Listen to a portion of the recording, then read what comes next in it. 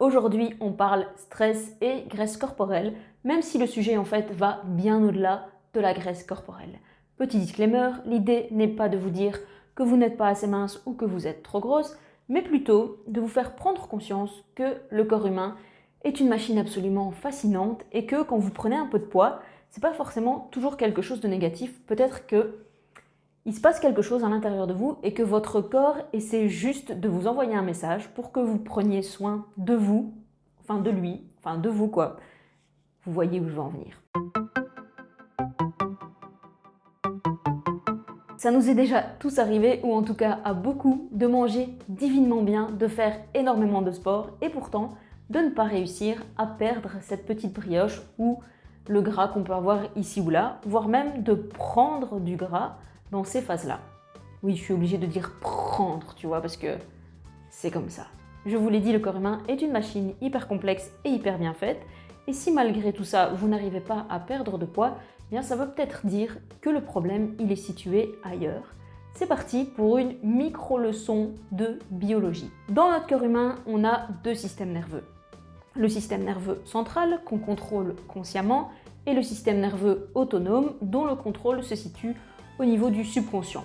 Et donc on n'a pas vraiment d'action sur lui. Par exemple, on ne va pas contrôler la vitesse à laquelle nos cheveux poussent. Ce système nerveux autonome, il a deux branches. Le système nerveux parasympathique, qui va actionner le mode repos, récupération, repos, digestion, et le système nerveux orthosympathique, qui va activer le mode combat, fuite.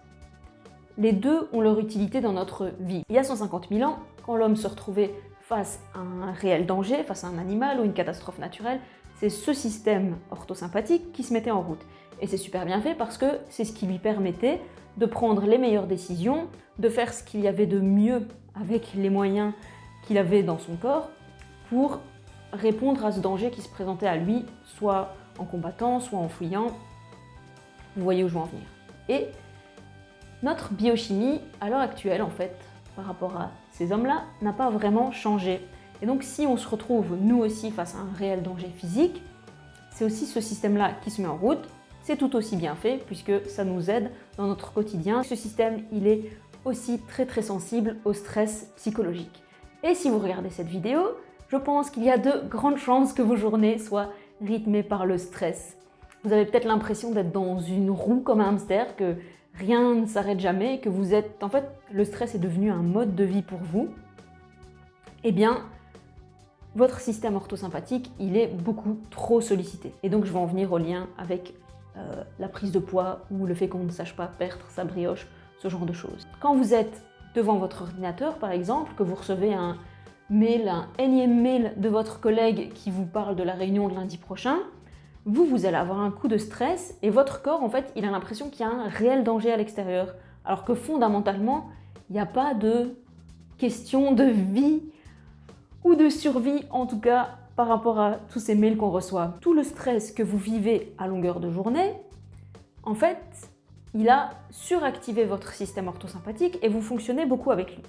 Le truc, c'est qu'à chaque fois que vous allez avoir ce coup de stress, ce système orthosympathique va générer en vous de l'adrénaline. Je vous rappelle que techniquement, théoriquement, votre corps, là, il est en train de percevoir qu'il y a un réel danger à l'extérieur et donc il vous prépare à la survie du mieux qu'il peut. Et donc l'adrénaline, puisqu'il génère de l'adrénaline, en fait, il envoie le signal à votre corps que vous allez avoir besoin d'énergie pour faire face à la situation. On a deux types d'énergie. Soit on peut se nourrir de gras, enfin le corps se nourrit de gras ou de glucose.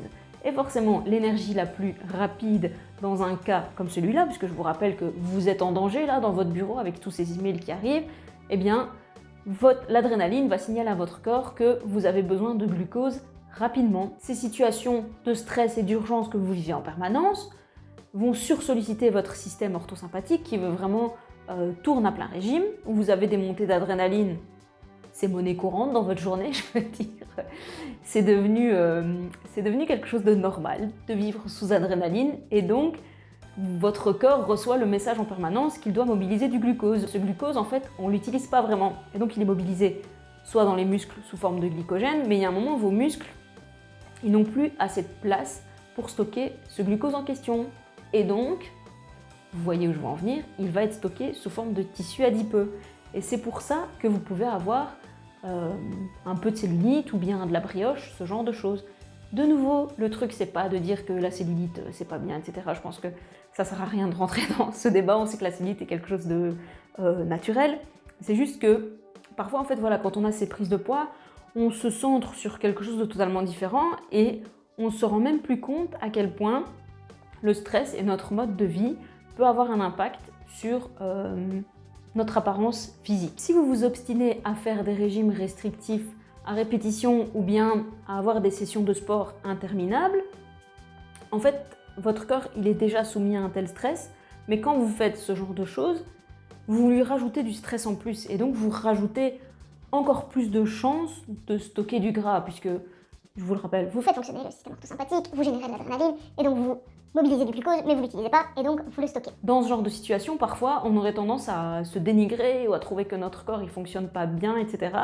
Alors qu'en fait, il essaie juste de faire ce qu'il y a de mieux pour vous, en fait. Il fait juste de son mieux parce que lui, il se dit, mais il y a quelque chose qui se passe mal à l'extérieur. En plus de l'adrénaline, un autre élément qui va jouer énormément, c'est le cortisol. Et ça, j'en parlerai dans la deuxième partie de cette vidéo. Cette vidéo, c'était pour vous amener un peu à prendre conscience que parfois ce mode de fonctionnement, au-delà juste de la graisse corporelle, peut nous amener, en fait, peut nuire à notre santé d'une façon bien plus grave. Et en fait, on est tellement sous ce mode de stress, comme si voilà, c'est le monde dans lequel on vit, c'est comme ça qu'on doit fonctionner, qu'on se rend même plus compte de nos comportements, de ce qu'on fait, et ces choses qu'on a l'impression qu'elles sont tellement signifiantes, sont peut-être finalement pas si signifiantes, ou en tout cas ne sont pas forcément des questions de survie, notamment quand on se met une pression de dingue, que ce soit dans notre vie de travail, familiale, etc.